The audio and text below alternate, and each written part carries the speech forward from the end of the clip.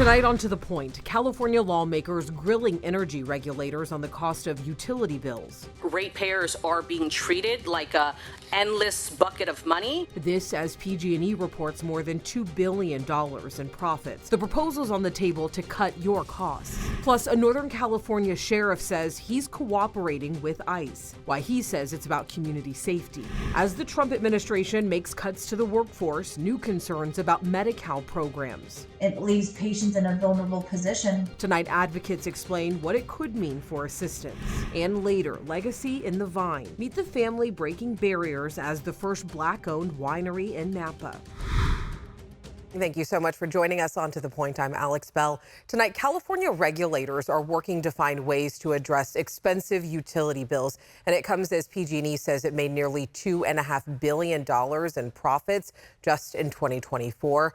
Over that same time, California state regulators agreed to 6 rate changes as many in California struggle to pay their energy bills. Today, state lawmakers grilled California energy leaders and regulators about affordability. I want to go ahead and bring in ABC 10's Becca Habegger. She was at a meeting today where legislators demanded answers. Becca, what else did they have to say? Well, you know, Alex, every year the California Public Utilities Commission gives an annual report to state lawmakers. Now, those are the folks who regulate California's investor-owned utilities, including the largest, PG&E. And during today's report, lawmakers made clear the costs Californians are bearing are unsustainable. The reality is electricity bills have been skyrocketing. That's Democratic Senator Josh Becker at a California Senate committee hearing Wednesday, where lawmakers discussed the affordability of energy bills. Since 2021, electricity bills for all 3 of the state's investor-owned utilities have outpaced the rate of inflation. Senators grilled the California Public Utilities Commission, CPUC. I have residents in my district being charged $700 a month plus per month on their utility bills. Democratic Senator Aisha Wahab is addressing CPUC President Alice Reynolds, who explained why the CPUC granted PG&E 6 rate changes last year, attributing much of that to wildfire costs. So we're approving work for the utility, the work that the utility is requesting to do. It is paid for by ratepayers. Okay, but what is PG&E's pay into this, or any of the other companies, when you're saying you're analyzing what they're paying into versus what a ratepayer is? Ratepayers are not a bank. I'm just going to be very clear about that. I didn't mean to suggest that I thought ratepayers should pay for climate change impacts. What I meant was under the current system they do. But I agree with you.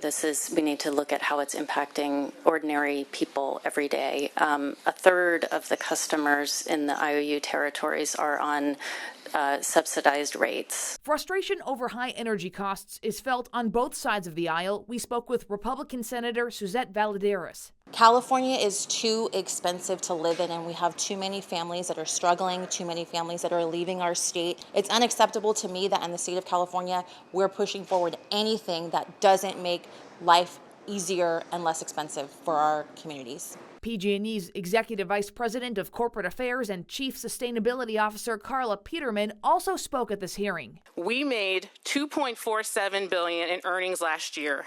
Only $86 million actually went back to investors. The dividend was less than 3.5%. The remainder of that we reinvested back in the business to do work on behalf of customers. She says PG&E is taking steps to stabilize costs and points out the average residential energy bill is lower now than it was this time last year. All right, bringing in Becca Habegger now, who has been following this for us. Becca, I do want to talk about solutions. What are some of the things that are being proposed? Yeah, you know, in a report published last night, the CPUC offered some suggestions. Let's focus on those costs associated with wildfires, for example. They say undergrounding wires in certain locations is the most cost-effective way to prevent equipment from sparking wildfires. And once the wire is underground, that saves money on maintenance, like tree trimming around those wires.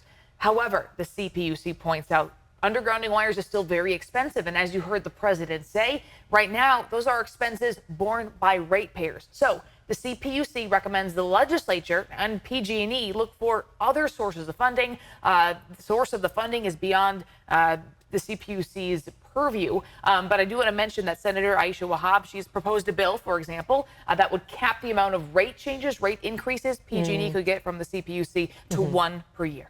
All right, Becca, thank you so much. And of course, we will continue to follow this for you as we learn more. All right, there is a new proposal to provide relief to wildfire survivors. Governor Newsom today announced a proposed $125 million mortgage relief program, and it would provide help to those whose homes were destroyed or severely damaged by natural disasters, placing them at risk of foreclosure since January of 2023. So this includes those affected by the Park Fire, Franklin Fire, and recent Palisades and Eaton fires. The program would be run by the California Housing Finance Agency and be funded by settlement funds secured from big banks during the mortgage crisis. The agency will consider whether to move forward with the program at their meeting tomorrow. A long-discussed bridge connecting South Natomas to downtown Sacramento is one step closer to becoming a reality. City leaders approved the design for the Truxell Bridge project Tuesday evening. The design features a multi-use structure with lanes for cars on the left and room for light rail on the right and pedestrians as well. So this bridge would be located north of Richards Boulevard, and it would cross over the American River starting from Truxell Road to Sequoia Pacific Boulevard. The city still needs to do an environmental report and find out how they would fund the project. The hope is that the bridge would be built by 2039.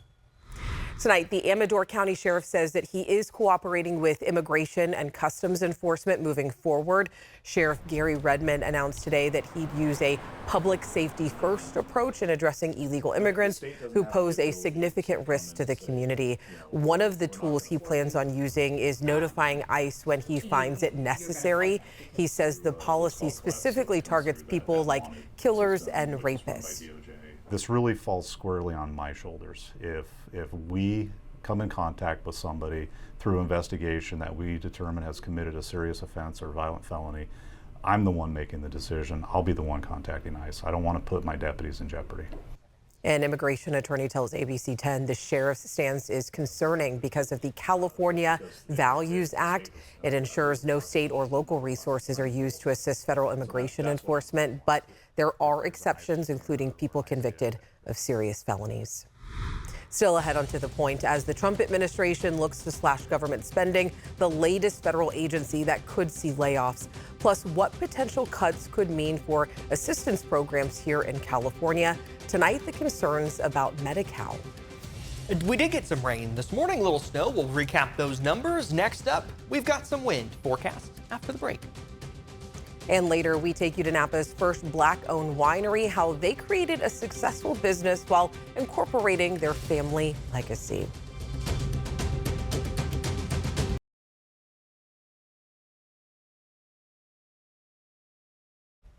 Welcome back. Well, we had a brief period of rain in the valley and snow in the high country today. This is video of I-80 near Kingvale and Sacramento just this afternoon. There were chain controls along I-80, but they have since been dropped. Let's go ahead and bring in meteorologist Brendan Minchak for a look at our forecast. Some rain today. Not bad. We need it. We need it. We definitely always need the rain in the wintertime. Definitely more than what I was saying yesterday. I was expecting just a few hundredths of an inch.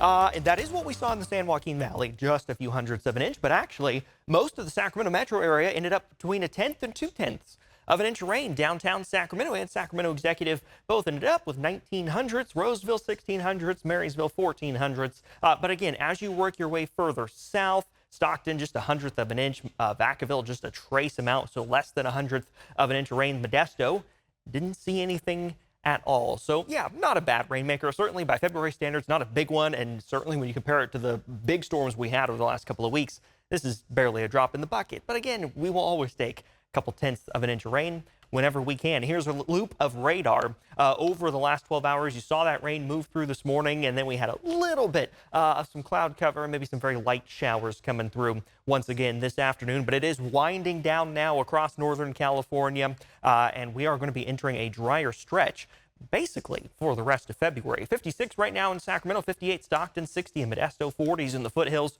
Through the rest of this evening, we'll have some clearing skies, some lingering clouds possible through the overnight hours. But again, in general, clearing skies, 42. Waking up early Thursday morning, 45 Stockton, 45 in Modesto. 30s and 40s in the foothills. 18 up in Truckee, 21 South Lake Tahoe. Could see one more quick, very light snow shower overnight tonight and maybe even early tomorrow morning. in the high country before sunrise. But again, basically, we're winding this down. Whatever we've had is about all we're going to get. Mostly sunny tomorrow, highs in those mid-60s, very seasonal. It is going to be windy, though. Overnight tonight, northerly winds start to pick up, and we'll see some wind gusts even in places like Sacramento, perhaps even down in Stockton Modesto, of about 25, maybe 30 miles an hour on the high end. So it is going to be gusty. We'll say anywhere from breezy to gusty for much of Thursday. Then the winds do start to wind down as we go Thursday night into Friday morning. And then after that, temperatures are on the rise. By Sunday, we'll be almost 10 degrees above average for the time of year, looking at highs in those 70s. So some very seasonal 60s the next couple of days. But by the time we get to the weekend and next week, we've got mostly 70s, Alex. Brendan, thank you. All right, right after the break, possible federal funding cuts being discussed by Republican lawmakers, how this may impact a program that helps the most vulnerable, plus why recent federal layoffs could impact your summer travel plans to a popular national park.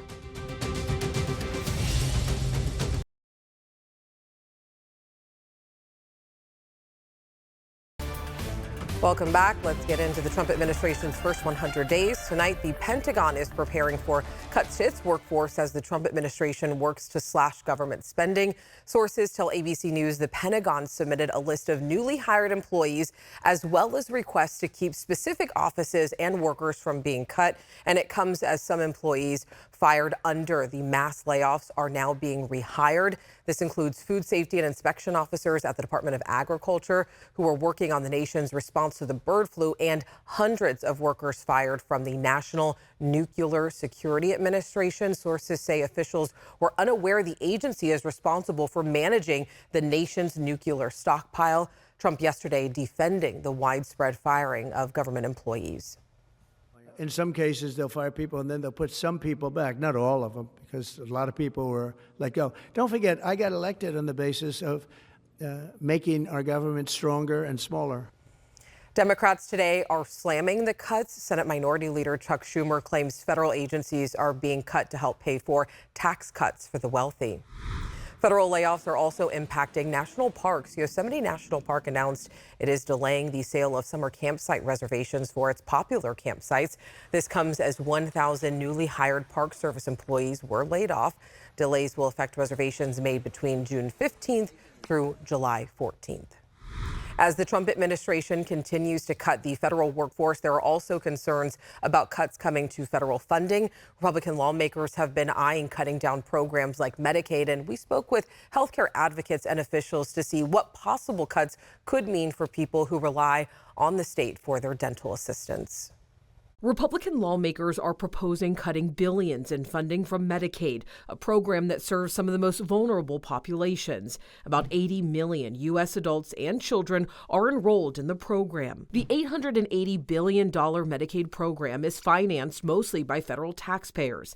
In California, Medi-Cal, the state-run Medicaid program, receives more than half of its funding from the federal government, according to the Legislative Analyst's Office. Healthcare advocates are concerned about what a potential freeze would mean for patients like those who rely on the state for their dental care. It would be really unfortunate for, something that I feel like they're improving. I feel like every year, every few months, they're improving their systems. And for that just to be taken away, it leaves patients in a vulnerable position. Shelby Arevalo is the founder and CEO of the Patient Advocate Program, a nonprofit helping people in the Sacramento area connect to dental services. She says the Medi-Cal system has increased its investment in the dental field over the last few years, benefiting both patients and doctors by offering more coverage. Under federal law, states are only required to offer dental coverage for children. California is one of several states offering adult dental coverage beyond basic cleanings. Those services like dental care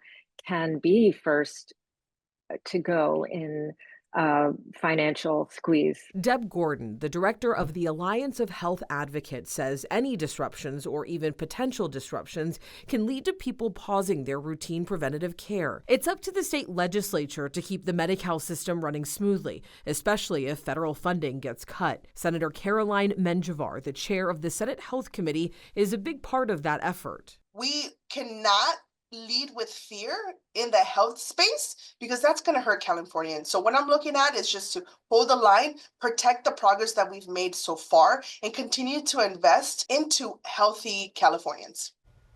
Of course, ABC 10 reached out to the California Department of Healthcare Services about potential Medi-Cal cuts. In a statement, the department said, quote, California will continue to work collaboratively with our federal partners to ensure that families in our state are healthy and our communities are vibrant places to live and work.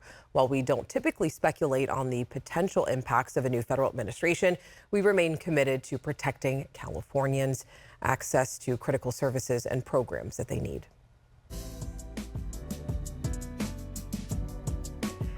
As we celebrate Black History Month, we're highlighting African-American voices shaping our communities. And for generations, Napa Valley has been synonymous with fine wine. But for many, breaking into the wine industry just really hasn't been that easy. So tonight, we take you to Brown Estate, which is Napa's first Black-owned winery.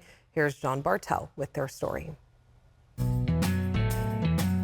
So to really have an estate winery, it usually historically takes 3 generations. The first generation will acquire the land and homestead it. The second generation will plant grapes, and the third will start a winery. But Mom and Dad did the first 2 steps for us. When Coral Brown's parents first purchased an abandoned 500-acre farm in 1980, they didn't know their children would grow up to become Napa's first Black-owned winery. And they bought this property as a place, sort of an escape from the city, where we could work together as a family and bond together. Originally, their dad was from Jamaica and their mom was from Panama. Both, though, worked at the family practice they purchased in Los Angeles. So when they bought the Napa Valley farm, their 3 kids, Coral, Deneen, and David, were a little puzzled when they learned their parents were going to be growing grapes.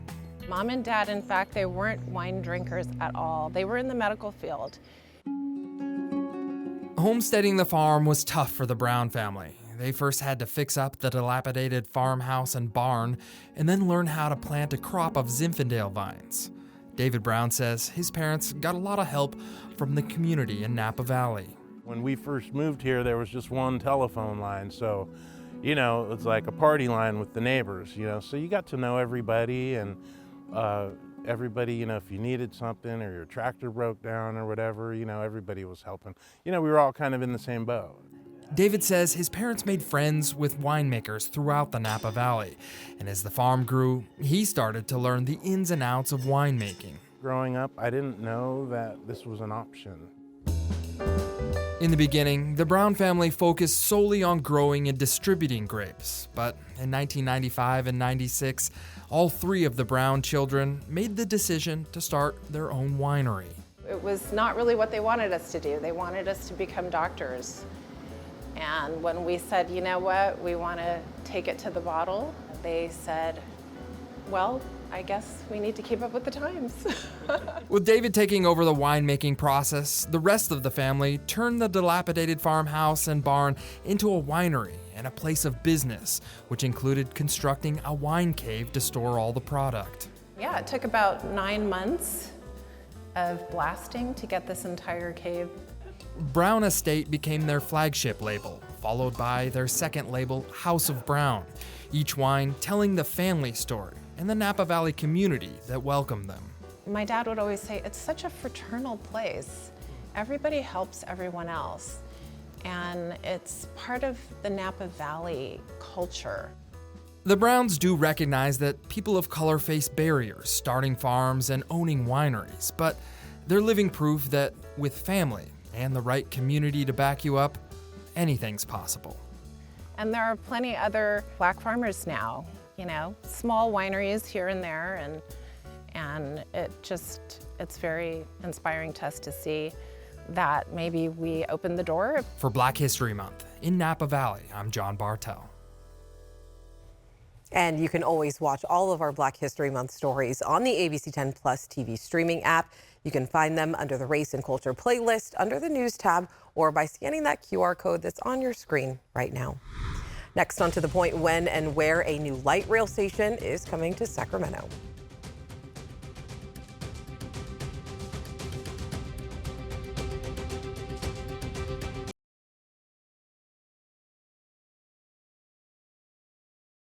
All right, before we go here, SAC-RT broke ground today on a new light rail station. The station will be on the Blue Line on North 12th Street between Richards Boulevard and Sunbeam Avenue in Sacramento. The $43 million project will be funded in part by the state and U.S. Department of Transportation grant.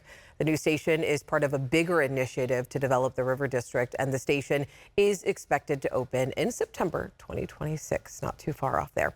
All right, as always, thank you so much for watching and for inviting us into your home. If you have something that we should be looking into, you already know what to do. You can always email the To The Point team at tothepoint@abc10.com. And remember, strangers are just people we haven't gotten the chance to meet yet, so take the time to get to know someone today. And To The Point does not end here. You can always watch our stories featured right here on our show. Just download our free ABC 10 Plus streaming app. You can do it straight to your TV.